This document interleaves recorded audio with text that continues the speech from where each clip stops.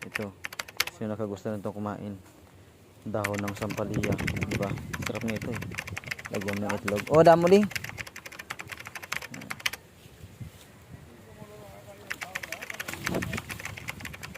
Okay, gisahon. Yan, di ba? Ito siya. Yan. Ito, masarap to. Gisahon lang. Pure lang. Pure lang. Guys, ito na. Uwi na tayo, uwi na tayo. Ayan. Ito na yung gulay na kinuha ko. Ayan. Sarap yan, lagyan ng itlog. Pait yan eh.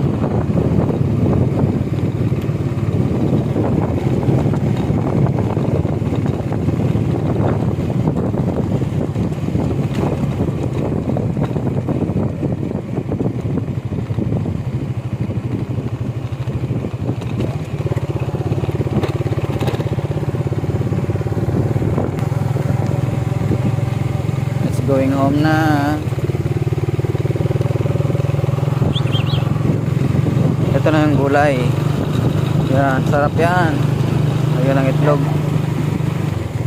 Diba?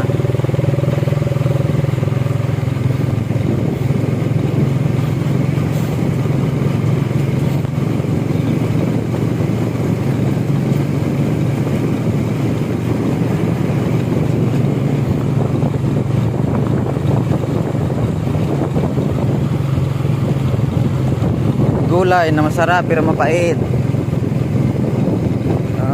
Yung view. Anong view? Punta tayo sa bahay, bit-bit yung gulay na to. Sobrang pait.